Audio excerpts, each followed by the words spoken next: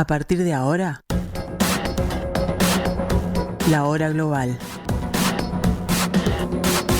Desde el paralelo 35, en Montevideo, la realidad internacional por detrás de los titulares. Conducción de Gustavo Calvo. Participan Leo Harari y Susana Mangana. La hora global. Una mirada al nuevo desorden mundial.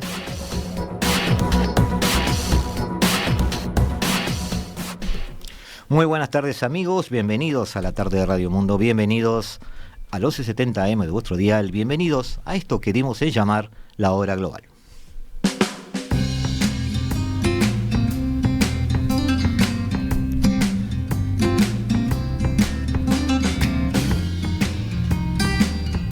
Y estamos aquí en los estudios de Radio Mundo como cada martes y cada jueves a las 15 horas, intentando desentrañar algún sentido de este nuevo desorden mundial, intentando llegar a ustedes con algún tipo de análisis que tiene en lo posible, que ver más con la realidad que con la teoría, más con los hechos concretos que con los discursos. Aprovechando que en estos días se han dado algunos movimientos políticos relacionados con algunos acuerdos, vamos a intentar poner la mirada sobre el Medio Oriente. Ya lo hemos hecho antes, pero en este caso sobre el Medio Oriente hoy, sobre este giro que está teniendo alguna orientación de alguno de los países y la presencia de un nuevo actor internacional activo allí, no porque no existiera antes, pero sí, pero no existía con este nivel de proactividad, digamos, que es China.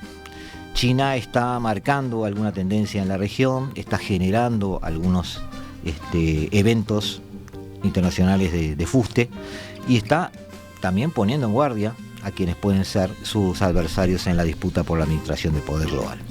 Con nosotros una visita que es un amigo de la casa, Rodrigo Melgar, licenciado en Relaciones Internacionales, magíster en conflictos internacionales. Te pido disculpas, nunca me acuerdo mucho de los currículums de los amigos porque son bastante largos en la mayoría de los casos, para mi envidia.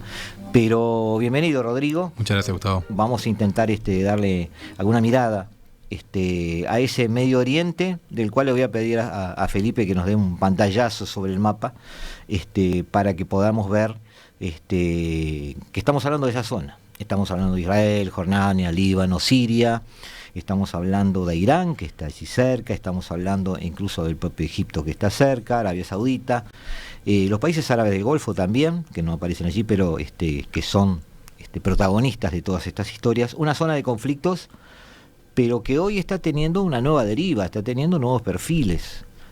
Israel ya no es el tema central y principal del juego geopolítico de la zona. Los acuerdos de Abraham, debidos a la política exterior de Donald Trump, o mejor dicho, de Estados Unidos, durante la gestión de Donald Trump, no se deben exclusivamente a él, los acuerdos de Abraham hicieron alguna movida en el sentido de que naciones del Golfo, como Emiratos Árabes Unidos, como Bahrein, reconocieran a Israel y pusieran fin a décadas de enfrentamiento y negacionismo de existencia con el consiguiente enfrentamiento militar. A partir de allí, salvo Arabia Saudita, que no se plegó a esos acuerdos, pero había un consenso internacional de que podría estar potencialmente cerca de hacerlo, los demás países pusieron un manto de paz sobre esas relaciones. Se establecieron relaciones comerciales, se empezaron a dar vuelos entre ellos. Israel, como dije yo en aquel momento y lo sostengo ahora, dejó de ser la principal variable de la ecuación. Empezó a jugar esa zona como una especie de tablero de ajedrez sobre el cual ejercen su dominio, su influencia, o como ustedes quieran llamarle, las potencias globales y también aquellas potencias que, como nosotros lo estudiamos aquí también en la hora global, que podríamos llamar intermedias. Una de ellas está allí, es Turquía. Vamos a hablar un poquito de eso. Arrancamos, Rodrigo, si te parece. Perfecto, Gustavo. Hablando por quien va a salir rápido de nuestras consideraciones, porque en realidad no es hoy el principal problema allí, que es Israel. Israel también ha tenido sus cambios, sí, sus momentos, sus eventos políticos. ¿Qué ha sucedido en Israel?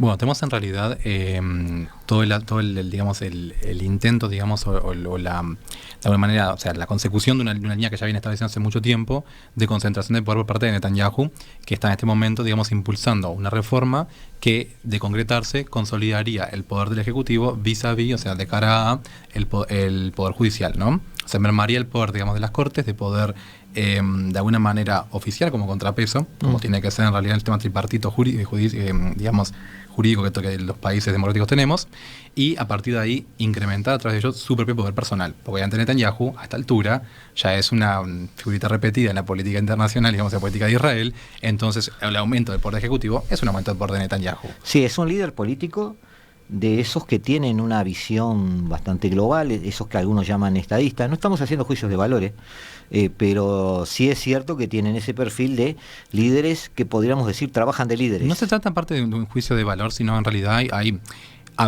que separar entre lo que, digamos, lo que es el componente ético de un análisis, digamos, de una persona política, y aquello que es objetivo, propio de una ciencia social, una ciencia política, como es, bueno, investigar las derivas autoritarias que puede tener. Autoritario que per se no implica, ojo, dictadura, y mucho más autoritario significa, digamos, un cierto personalismo, digamos.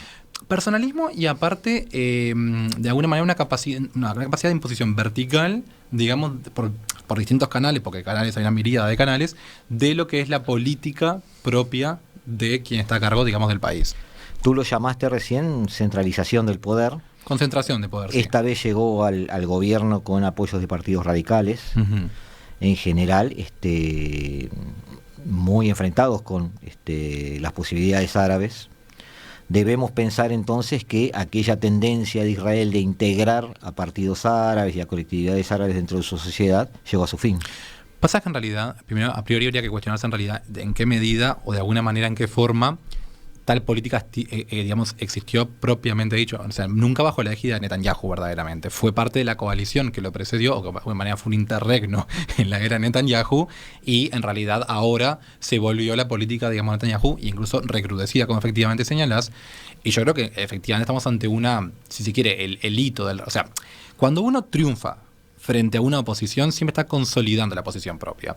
Y este retorno triunfal, de alguna manera, de Netanyahu al poder, también viene a oficiar como señal de que, o sea, de que los enemigos, digamos, políticos de él, que hayan logrado formar gobierno y todo, no fueron exitosos, no pudieron siquiera mantener la coalición durante un periodo, digamos, debidamente prolongado, zozobró enseguida, digamos, el sistema que se había implementado, y ahora tenemos a Netanyahu, que ahora sí, triunfal y airoso, surge de vuelta en el ámbito político como prácticamente el único líder, una suerte de cohesión nacional.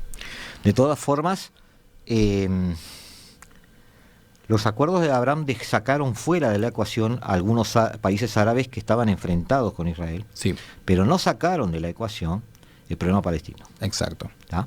Tampoco sacaron de la ecuación a Hezbollah. Por lo tanto, Israel sigue teniendo en la Franja de Gaza, en el sur del Líbano, adversarios militares. El problema que se han transformado históricamente en pretextos políticos. El problema, aparte, que estás considerando, hay algo que vale la pena acá mencionar, que tanto Hezbollah como Hamas, que Hamas es el que está activo en la Franja de Gaza, son actores no estatales. Claro. O sea, actores violentos no estatales, pero digamos actores no estatales per se.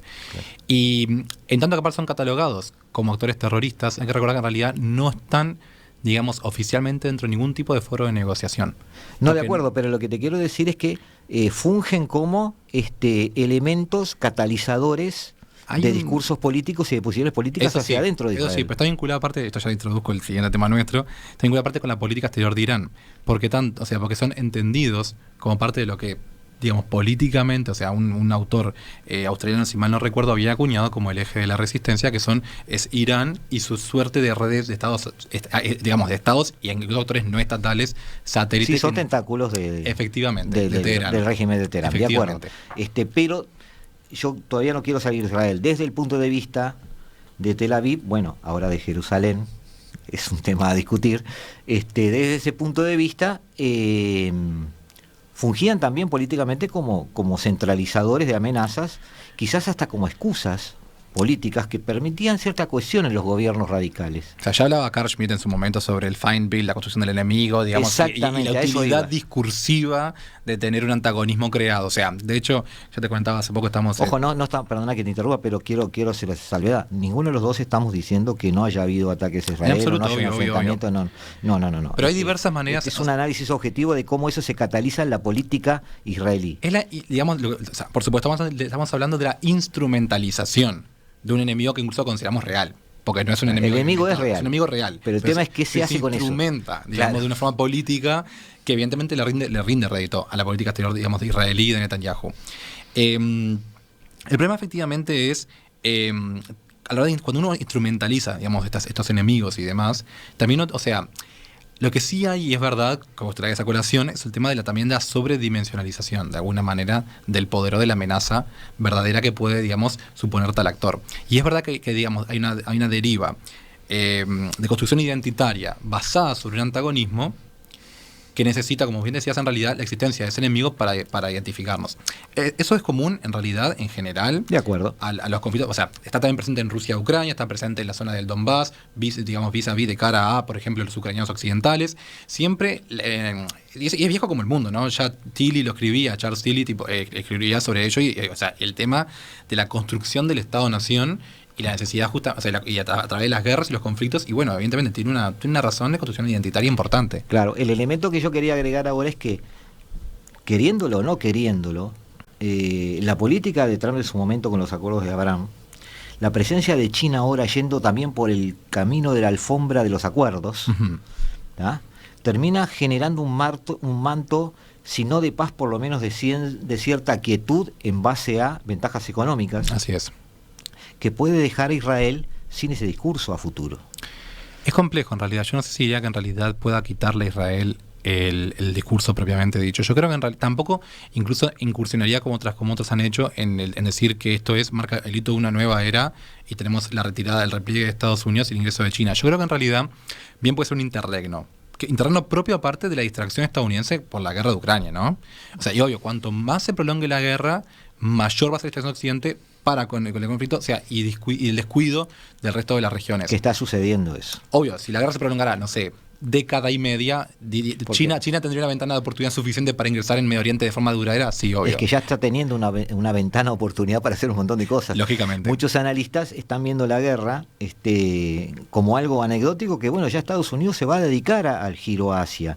Pero desde mi punto de vista, la guerra está teniendo de hecho es un actor internacional en sí misma. Lógico. Está teniendo un protagonismo que está generando esa distracción, esa demora, ese desgaste de medios y recursos, que mucha gente lo ve como algo pasajero y después se van a dedicar a China, pero el desgaste es muy grande. Ojo que el pivote puede volver a la órbita del lejano oriente. O sea, va a estar, o sea, la amenaza, va a volver a la amenaza a Taiwán. Va a volver al lejano oriente, pero me parece que han minimizado el tiempo que les haría perder la guerra en Ucrania. Eso puede ser. Han subestimado eso. Han subestimado el impacto, digamos, a largo plazo, sin duda. Sí. O sea, estoy hablando solo de un evento, de un efecto cronológico, ¿no? Sí, sí. Ahora, sobre Israel en realidad, bueno, está bien. Tú decís que yo lo que pensaba es que en la medida de que yo veía a futuro quizás una superpotencia como China ocupándose de lograr puentes entre Gaza y Hezbollah, Israel, lograr algún acuerdo de paz o algo así a largo plazo,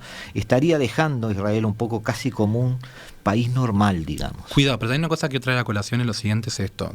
O sea, el eje, digamos, temático de Israel e Irán también obedece de alguna manera a un factor en común que tienen, que es procesos de autoritarismización, de alguna manera. O sea, de concentración de poder, digamos, en medio de la democracia y demás, ¿no? Sí. O sea, de alguna manera, ¿cuál es ¿por qué es importante esto para las relaciones internacionales?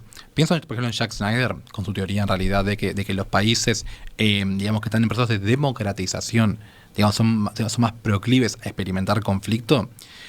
Y también los países que están en procesos de democratización si bien son más proclives a entrar en conflicto, por ejemplo, que una dictadura establecida o, por supuesto, que una democracia establecida. Por antonomasia, lo más estable es una democracia establecida. Después ponemos en la página web el autor. Por supuesto, Jack Snyder. O sea, sí. Igual lo escribimos sin problema. A habilitar un poquito más de acceso de los oyentes a esas lecturas. Y no solo eso, también está el tema, pues yo tuve la oportunidad de hablar con él y preguntarle, y él mismo me comentaba que también, digamos, lo opuesto también se verifica. Estados en proceso de descomposición democrática también tienen una proclividad, digamos, a la conflictividad. Entonces es importante analizar también el fenómeno israelí bajo el paraguas, digamos, de Medio Oriente en general y pensar en el peligro sistémico que puede significar un proceso de concentración de poder israelí. Porque va más allá meramente de, el ámbito doméstico. Porque obviamente, cualquier tema que implique un incremento de conflictividad en el seno de Israel o con sus vecinos, necesariamente va a afectar la política exterior de Medio Oriente. Y por eso lo que traen a la colación, vincular el espacio doméstico con el espacio regional. Claro. De todas formas, por lo que sabemos de Israel, tiene un trilema difícil allí, nos lo ha dicho algún invitado, tiene que decidir si puede ser a la vez dominante en el territorio, ser un país democrático y a la vez ser un Estado judío. Y las tres cosas a la vez no puede hacerlo. Y ese es su trilema, digamos. Lógico. Y es lo que deberá resolver de alguna manera. Pero nos vamos a una tanda, amigos, unos minutitos de descanso. Nos volvemos a encontrar aquí en la tarde de Radio Mundo, aquí en el 1170 AM, y ya saltamos a otro protagonista del sector de Medio Oriente que empezamos a analizar hoy. Gracias. Estás escuchando La Hora Global, una mirada al nuevo desorden mundial.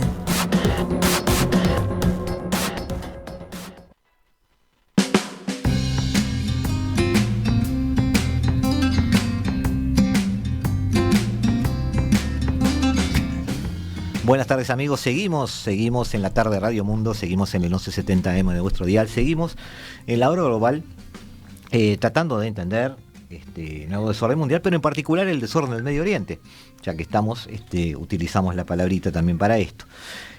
Hablamos de Israel, podríamos hablar de Jordania, podríamos hablar de Líbano.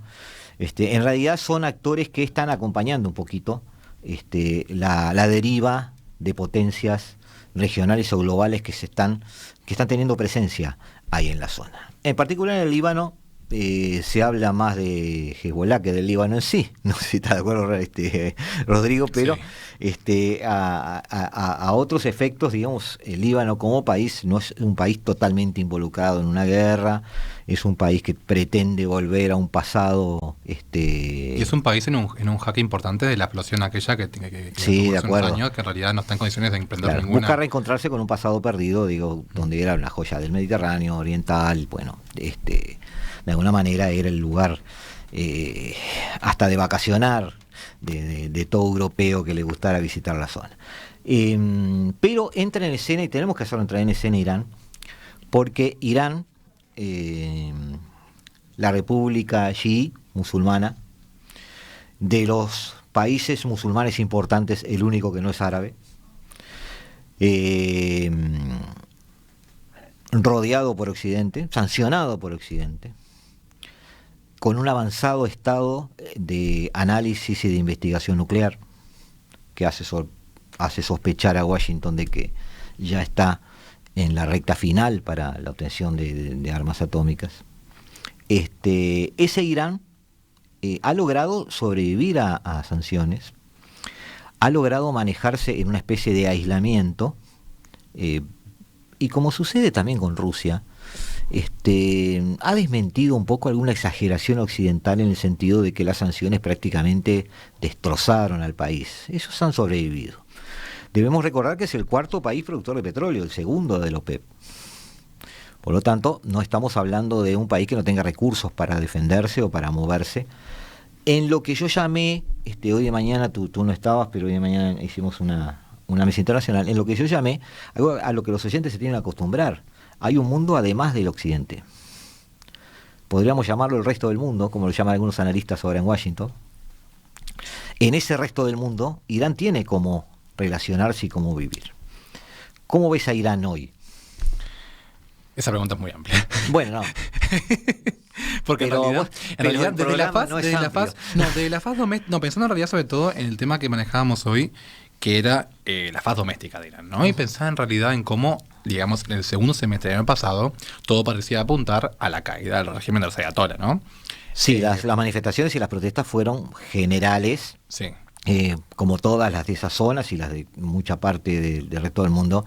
Siempre está la sospecha de incentivar eso desde el exterior por gente interesada en que eso fuera así. Pero realmente el cariz social estaba difícil. Es importante que lo traiga a colación en realidad, no por un tema de, digamos, de polemizar meramente qué área o no debería uno focalizarse, sino en realidad en el hecho de que también, como presentamos en el tema de Israel, efectivamente toda, digamos, deriva de la política, digamos, doméstica, tiene sus repercusiones en la política internacional, necesariamente. No hay manera. Mismo, sobre todo en el caso de Irán, donde hubo violaciones de los derechos humanos, en el proceso, digamos, de represión.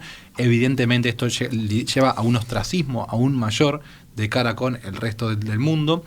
Entonces es muy difícil separar, dada la magnitud de las protestas del año pasado, ambos hechos. Con respecto, sin embargo, específicamente a temas de sanciones y proyección, digamos, y autonomía y demás, que vos traías a colación de Irán, está bien. Una cosa es, que vos traías a colación, y correctamente, sí, por supuesto, es la posesión, digamos, de petróleo. Más ahora con el tema de la matriz energética, el recambio y demás, producto de la guerra de Ucrania.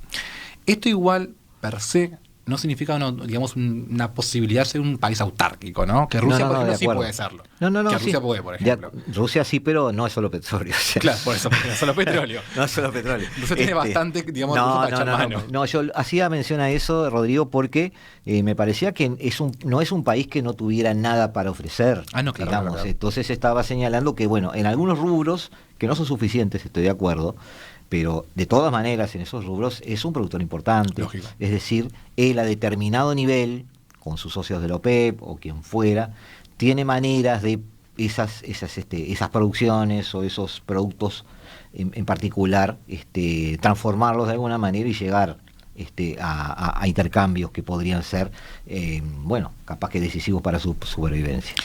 También era un tema que es la posición también geográfica de Irán, ¿no? O sea, está, digamos, en el medio de la proyectada ruta de la seda china, ¿no? Ese macro proyecto de Xi Jinping, que obviamente está vinculado también de alguna manera a la cumbre que traíamos a colación también antes entre Arabia Saudita e Irán, cuando hablamos en la previa del programa, ¿no? Sí. Y yo creo que en realidad, primero que nada, el involucramiento de Irán en la guerra ucraniana a favor de Putin con el tema de la venta de drones es sabida. Ergo, hay claramente no es una pivotación porque implicaría un cambio, cuando no es un cambio sino, digamos, una alineación definida al bando de lo que serían, como decías, los estados paria, de alguna manera, un poco del sistema internacional. Es que ¿te acordás que hablábamos cuando al tema de las sanciones, de que lo excesivo de las sanciones termina generando clubes de sancionados?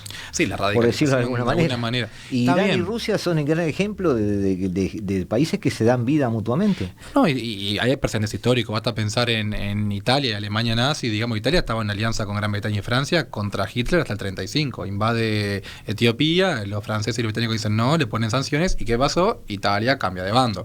O sea, hay precedentes históricos que dicen, bueno, cuidado con las sanciones. El problema es que vos, como Occidente, con todo un componente valórico que dictamina qué podés tolerar y qué no, significa, esto no lo puedo tolerar. Entonces, el problema al final del día, y esto por esto que yo básicamente dejé el realismo político de lado, es que hay una clara evidencia de que los países no actúan siempre en clave de política realista. O sea, por ejemplo, Gran Bretaña y Francia ahí sacrificaron intereses de realpolitik en aras de los ideales. Y acá también pasó lo mismo con Ucrania. Todo el mundo decía, no, que las sanciones económicas, que Europa no iba a hacer tal o cual cosa, y sin embargo yo dije, no, porque la Unión Europea se juega su identidad, y no hay nada más valioso que la identidad, porque es la vida misma de uno. Podés pasar hambre, pero no podés morir. Ese es el tema. Y para mí, de alguna manera, entiendo, por ejemplo, que Occidente tenga si algo, yo acuso a Occidente de ser medio tibio. Yo preferiría una intervención armada pura y dura, ¿no? O sea, digamos, para, por ejemplo, salvaguardar la integridad territorial de Ucrania. Me parece que sería mucho más sano. ¿Tú estarías de acuerdo en la intervención de la OTAN en Ucrania? Por supuesto, pero porque me parece que en realidad es algo que, digamos, salvaguardaría el derecho internacional público vigente en el mundo. O sea, y yo no puedo estar en contra de algo que busca justamente preservar los mismísimos cimientos institucionales del mundo en el que vivimos. O sea, irías hasta el hueso aún arriesgando... Ese es el miedo. Arriesgando un enfrentamiento nuclear. La única cosa que a mí me hace decir, habría que tener cuidado con eso, es el enfrentamiento nuclear. Pero a nivel, digamos, lo que es el jurídicamente correcto, lo que es en realidad la esencia de nuestro sistema internacional como tal, por supuesto, porque la mayor amenaza actualmente constituye la Rusia de Putin, por supuesto, que está socavando los cimientos de nuestro sistema, digamos, sentados en 1945. ¿No estás de acuerdo en que fue provocado? No.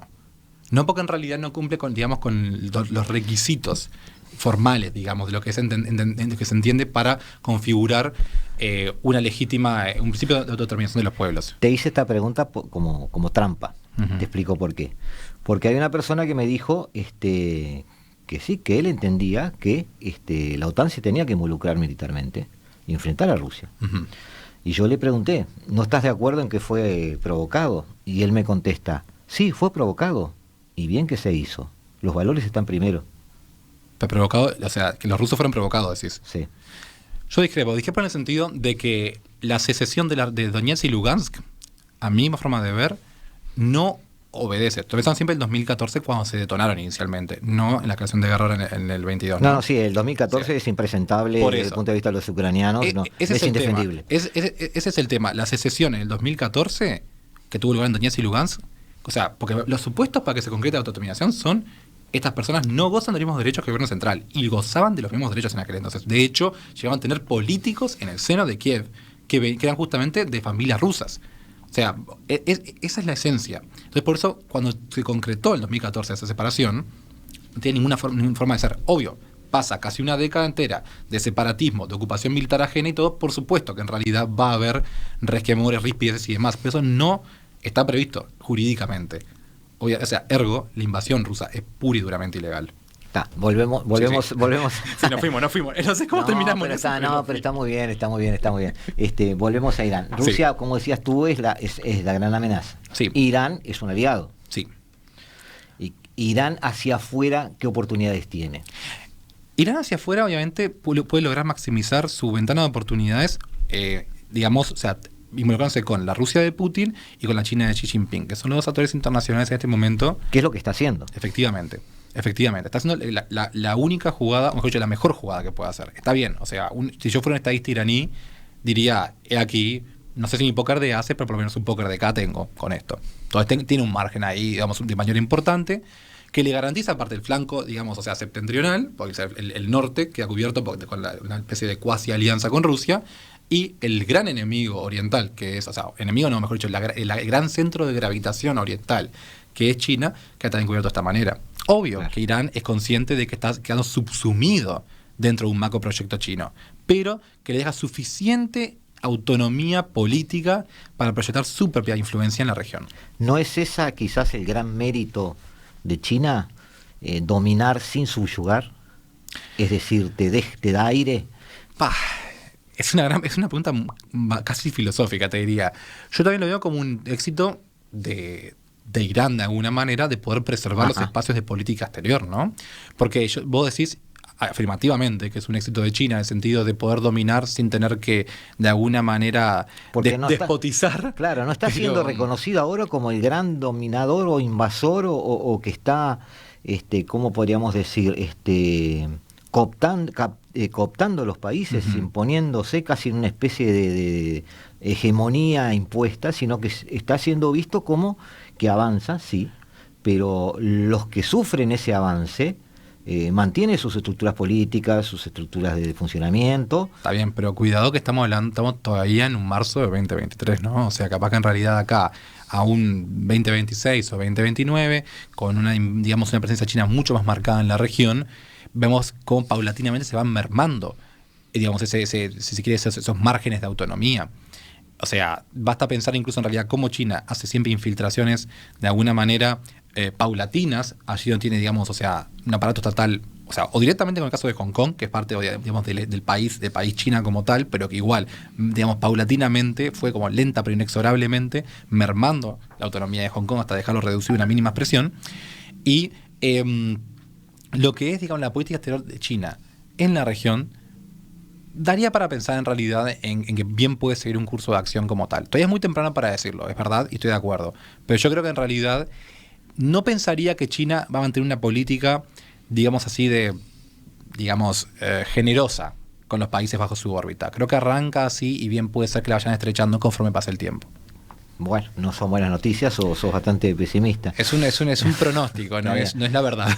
Ahora, tú decís que desde el punto de vista geográfico, sí es cierto, que tiene el flanco ruso, por decirlo de alguna manera, muy cubierto en el sentido de que hay una cooperación hasta militar ahora. Sí. El flanco chino, digamos, opta por ser parte del club. Uh-huh. Ya estuvo presente en la reunión de Samarcanda el 15 de septiembre, cuando toda la corte china se reunió, por decirlo de alguna manera. Estaba hasta Turquía allí, estaba Arabia Saudita como invitado, estaba Rusia, estaban todos los países intermedios, Pakistán e India increíblemente juntos, en un foro, trabajando juntos. Ese fue lo que yo llamo el Bretton Woods asiático, digamos. Ahora bien, dentro de lo que llamamos el mundo musulmán, hay una gran contraparte, que es Arabia Saudita. Arabia Saudita, desde siempre, es el contendor, más allá de las fechas que se manejan en cuanto a ruptura de relaciones, a problemas determinados como el ataque a la embajada de Teherán, como la muerte de Khashoggi, sí, pero además la muerte del clérigo chiita saudí que era disidente, además de distintos eventos específicos históricos. Está la posición en la guerra de Siria, de Irán soportando a Bashar al-Assad, de Arabia Saudita combatiéndolo, lo que sucede en Yemen con Irán soportando a los rebeldes hutíes, la situación de las minorías chií, ya que las mencionamos en Arabia Saudita, que está permanentemente reprimiéndolas. Parece que era un contendor y de repente surge un acuerdo. ¿Eso te sorprendió? La verdad, sincera, sí, me sorprendió. Porque cuando yo leí el titular me acuerdo que dije, bueno, esto definitivamente es novedoso. Y marca un hito, pero ojo, no me sorprendió tanto el involucramiento chino. Eso me pareció estaba bastante lógico. Me sorprendió la consecución de un acuerdo en primer lugar. O sea, que hayan llegado, digamos, sea Riyadh y Teherán a un acuerdo. Eso me sorprendió. Vos sabés que a mí me dio la misma sensación. Cuando leí sobre el tema y vi los primeros análisis, digo, no quería creer, o sea, Riyadh y Teherán firmando juntos. Y cuando veo que se firma en Beijing y que está China, uno tiene un segundo tiempo donde dice, tiene lógica. Claro, ahí va. Ahí dices, bueno, está bien, ahora tiene sentido. Ahora tiene lógica. Claro, tiene sentido, efectivamente. Y más pensando justamente en lo que hablamos de la política, digamos, exterior China, digamos, en relación con Medio Oriente y Asia Central. O sea, todo el tema de la proyectada nueva ruta de la seda y todo. China, en un programa anterior, hablamos de esto, me acuerdo, el gran desafío para China constituye de alguna manera el caos de Asia Central y de alguna manera apaciguar todo lo que es el trayecto que digamos que atraviesa todos los stan, Kirguistán, Uzbekistán, Kazajistán, etcétera, que están allí en el medio. Todos estaban en Samarcanda. Efectivamente, pasando después por Irán y tener el consorcio, obviamente, del estado más importante del Golfo, es menester para su macroproyecto. Más porque hay muchas, digamos, de las derivas que son marítimas de la nueva ruta de la seda que pasan por el Mar Rojo. Y eso, por supuesto, que importa en, digamos, que la política del exterior del Golfo Pérsico, del Golfo Arábico importa para esto. Yo leí a un analista iraní, o persa como se define él, diciendo que Irán debía incluso apurarse con este acuerdo, porque Estados Unidos estaba empujando a Arabia Saudita a firmar un acuerdo militar con Israel, y eso a Irán le suponía enfrentarse en la geopolítica del Golfo a una especie de OTAN árabe, o árabe-israelí sería en este caso. Por otro lado, es cierto que Arabia Saudita este año pasado y este año de vuelta, primeras semanas de este año, volvió a solicitar y otra vez le fue negado no autorización, pero sí conocimientos tecnológicos y luz verde para intentar enriquecer uranio. Sí. Estados Unidos se cuidó de no fomentar eso. Desde el punto de vista iraní, bueno, este acuerdo podría sacar a Arabia Saudita, ofendida con Biden y con la posición de Estados Unidos de los últimos meses, de de la angloesfera, como le llaman algunos analistas europeos. Me gusta el término. De la angloesfera, Sí. del radar, digamos, estadounidense-israelí, y podría atraerlo hacia un ambiente quizás más cómodo para los saudíes, que es musulmanes, chinos, otros árabes, hablando de temas regionales y no presionados por la cultura occidental, que les sigue siendo ajena. De alguna manera sí hay una comodidad doméstica que es lógica, que es de alguna manera un modo de operar, un modus operandi genuinamente común, porque digamos, toda la región asiática, si hay una cosa que tiene en común, tristemente, es una gran presencia, digamos, de actores autoritarios y de regímenes autoritarios, y un descuido, obviamente, por no llamar un atentado contra, a menudo, los derechos humanos. Obviamente que desde un nivel doméstico hay una comunidad de intereses, por consiguiente no es de extrañar que Arabia Saudita, digamos, tendiese desde esa óptica a orbitar en torno a tener un pivote al lejano oriente. Está bien. Es filosófico eso, yo quería hilar más fino todavía. Okay, según lo que estás diciendo tú, hay componentes culturales, lógico, que de alguna manera se ven reflejados en gobiernos autoritarios. Y que merece un programa en sí mismo, todo el tema del debate, ¿sabe qué? El tema de la caducidad del modelo westfaliano para incluir a todos los actores del sistema internacional bajo un parámetro puramente occidental. Bueno, pero para eso Occidente tiene que ceder filosóficamente. Lógicamente, y es complicado. Claro, pero iba esto. Esa cultura, digamos, que no la vamos a definir, pero sí sus efectos pueden ser la presencia de regímenes autoritarios. A su vez, la presencia de regímenes autoritarios, dándole vuelta, cubriendo los 360 grados del razonamiento, puede hacer más cómodo un medio ambiente para generar un ámbito que podríamos llamar cultural también, generar una cultura política de alianzas.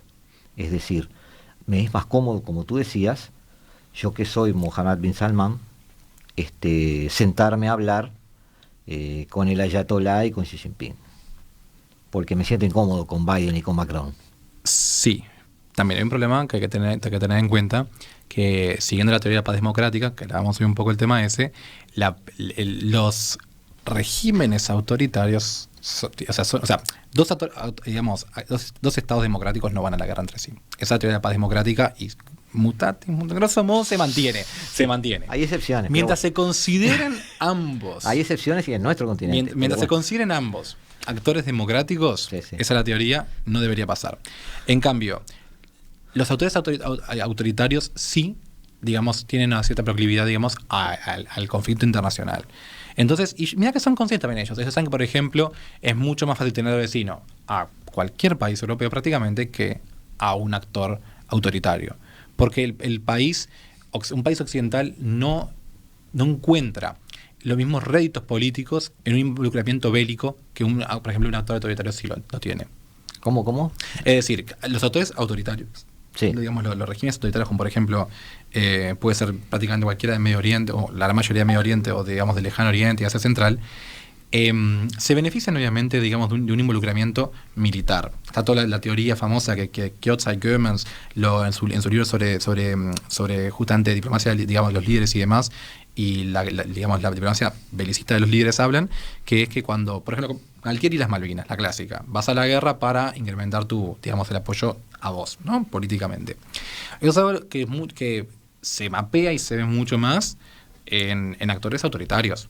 O sea, y ojo, ellos mismos lo saben, sabía Saddam Hussein, por ejemplo, que era más peligroso, digamos, de alguna manera, Khomeini, que, por ejemplo, Estados Unidos o de alguna manera, o Europa para su existencia. Y sí, por eso fue la guerra contra Khomeini, ni bien, digamos, fue instaurado prácticamente.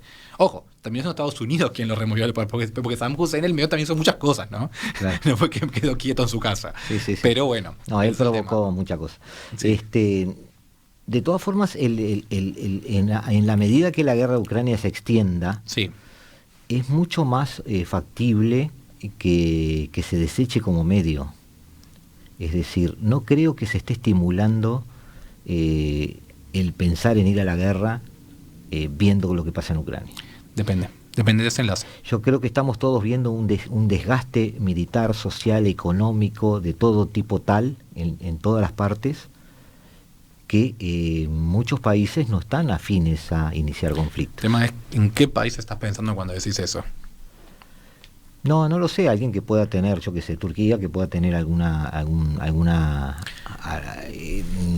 yo, por ejemplo, pienso que al revés. Pienso, por ejemplo, que Azerbaiyán, por ejemplo, tiene un momento ahora de oro, dorado, sí, para reanudar las hostilidades. Sí. Siguiendo justamente a Rusia distraída, incapaz de apoyar a Armenia, es tremendo momento. Yo creo al revés, que Ucrania, en tanto que distrae la atención de Occidente a lo que está pasando ahí, da la oportunidad al resto del mundo de iniciar maniobras militares sin verdadero. Bueno, ya se demostró ahora, ¿no? O sea, Rusia no intervino con el reverdecer del problema hace unos pocos meses. O mismo el tema, yo que sé, de la OTAN. El tema de que Finlandia y Suecia se estén uniendo a la OTAN prácticamente ahora y Rusia no esté interviniendo militarmente. Pensemos en el golpe de Helsinki allá por los 50, o sea, cuando la Guerra Fría estaba recién naciendo, y cómo Rusia lo veía como un problema efectivamente debido a muerte, y acá están ellos negociando y Rusia no está amenazando con una intervención preventiva ni o nada sea, del las estilo. potencias pueden ser distraídas y pueden suceder cosas mientras están distraídas. Efectivamente, y eso hay ejemplos históricos, sí que hay apaladas. Y los factores, o sea, las potencias tienden a ser, digamos, monofocales de alguna manera. O sea, allá donde está lo más importante. Atienden a otras cosas paralelamente, sí, pero siempre tiene una prioridad A. Y prioridades Z hay. ¿Por lo qué, tienen claro. ¿Por qué puede haber, ya vimos que Irán tenía sus motivos quizás para firmar este acuerdo? Arabia Saudita, por eso que dijimos, sí. ¿O le ves algún otro motivo escondido? Yo creo que en Arabia Saudita, primero que nada, a ver, está experimentando de alguna manera un momento también, o sea, dorado, producto de la guerra de Ucrania y digamos, el incremento de los precios de los combustibles implica que todos los países de la OPEP se beneficiaron obviamente de la venta de petróleo. Habiendo dicho eso, ¿por qué? ¿Por qué hace esto? Bueno, primero que nada, tiene a Estados Unidos distraída de alguna manera y como bien mencionabas vos, no particularmente alineado con, digamos, con Riyadh. Eso implica que Arabia Saudita sabe que se encuentra a la merced, el momento, de un enemigo casi nuclearizado como Irán y sin toda la posibilidad de entrar en un tándem verdadero con Israel para, capaz, atacar preventivamente a Irán. Ojo. Es una vía posible, por ejemplo, o habría sido una vía posible que se hubieran acercado a Arabia Saudita a Israel para decir, che, mientras antes que te se nuclearice, vamos, sí, podría haber sido. Y yo no descarto que Israel, si Netanyahu consolida el poder, toma alguna maniobra, digamos, preventiva de cara a una nuclearización de Irán. Pero ahora ojo, yo no estoy ya jugando. Llegaría tarde, ¿no? No subestime la capacidad operativa de Israel, sería mi respuesta. No, está bien. Me da la sensación de que, como lo decís, Arabia Saudita... No, digo que sería tarde para digamos, la alineación... Para volver a traer a Tel Aviv, o digamos... Como lo acabas de describir, me da la sensación de que Arabia Saudita calculó y dijo, bueno, el club ganador parece ser este. Por lo menos me arrimo al club ganador. En el momento dice yo, me encuentro. Para mí, no más que un club ganador, en este momento, me encuentro a la merced, digamos, de Irán, que está prácticamente nuclearizada. Yo sé que si sigue la guerra en Ucrania, Occidente no me va a defender en caso de un conflicto con Irán. Entonces, mejor estar en paz ahora, tener un pacto de no agresión, ya nada como una cooperación. O sea, esto fue un pacto momentáneo. Yo lo vivo como un pacto momentáneo mientras no se vuelva a definir el tema de los intereses de Occidente en la región. Perfecto. Seguimos, amigos, en unos minutos analizando el Medio Oriente y sus posibilidades geopolíticas, cuáles podrían ser las estrategias, aquí en el 1170M de vuestro dial, aquí en la Hora Global, en la tarde de Radio Mundo. Estás escuchando La Hora Global, una mirada al nuevo desorden mundial.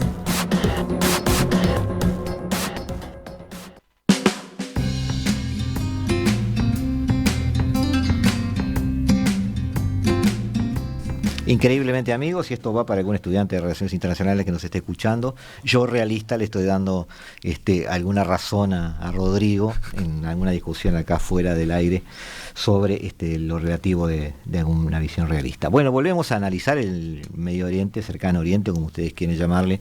Le estamos viendo cuáles son las opciones, no solo el acuerdo entre Arabia Saudita e Irán, sino cada país a lo que está apostando, y nos está quedando fuera una potencia regional en la que yo, Rodrigo, pongo la lupa hace tiempo y me extraña que no se hable de ella, que es Turquía. Obvio. 14 de mayo va a haber elecciones.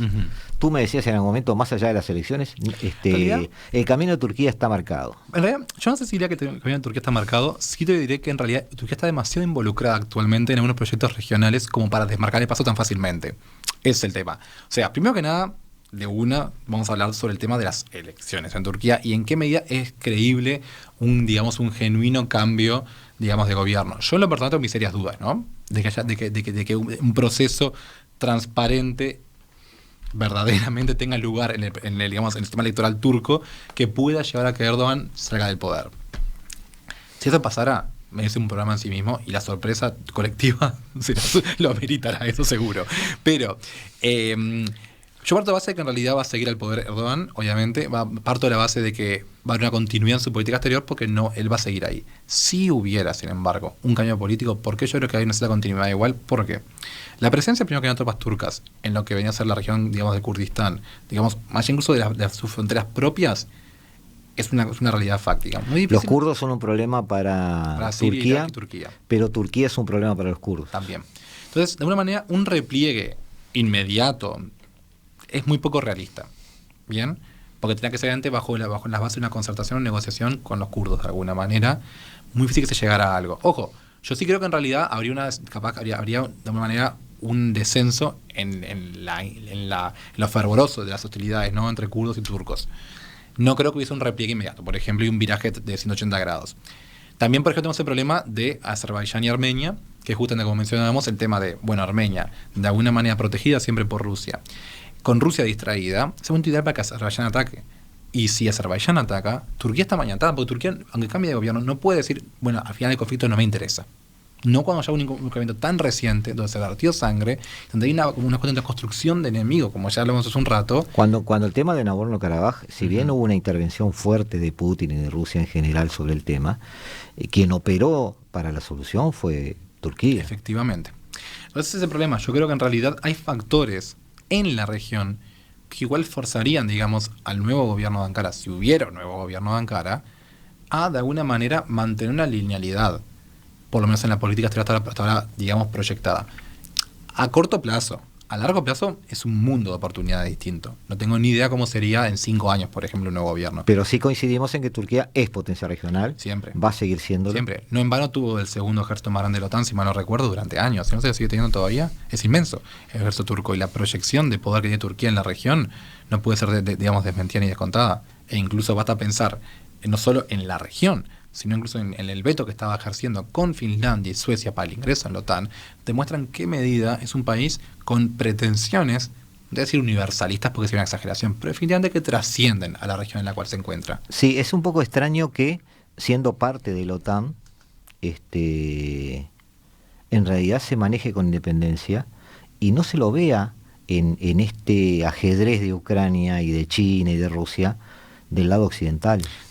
Porque de alguna manera es el único miembro autoritario o marcadamente autoritario de la OTAN.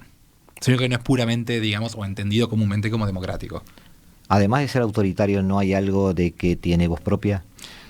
Voz propia y una cultura también, y una cultura muy, muy distinta, ¿no? Pensemos que aparte Turquía verdaderamente hace matrimonio por conveniencia producto de la Guerra Fría de alguna manera, ¿no? O sea, era una historia entera de ser amenazado por Rusia, el tema de las convenciones de los estrechos, o sea, la convención de Montreux y demás, o sea, tenemos todo el tema histórico del Imperio Otomano y después Turquía se amenazaba por Rusia y se metió en el club de los enemigos de Rusia.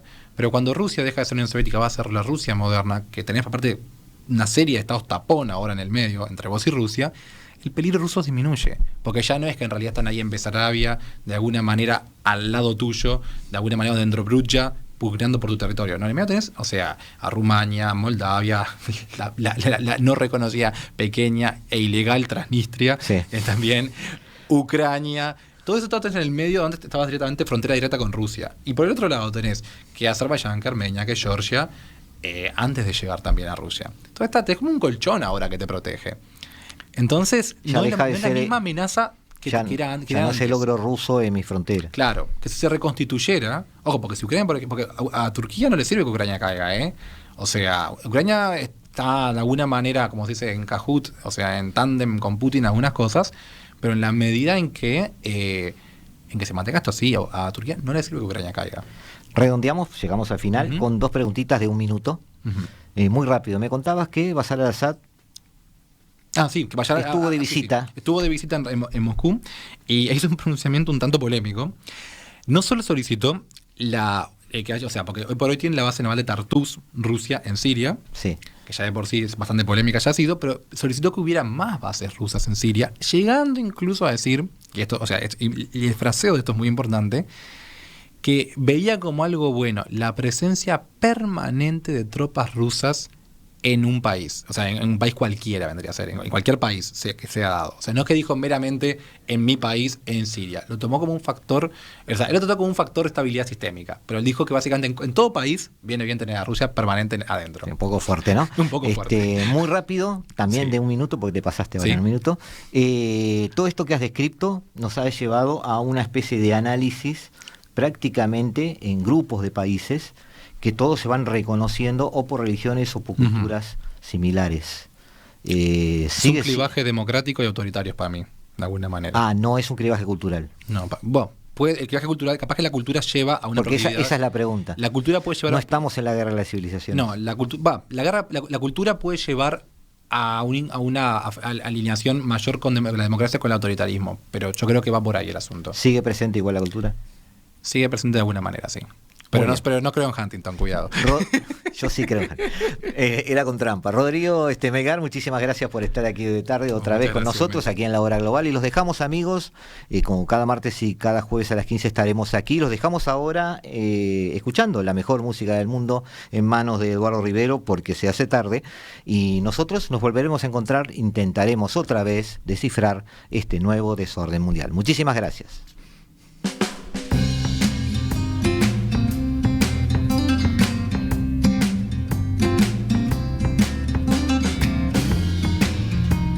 La Hora Global, martes y jueves a las 15 horas. Repite a las 20.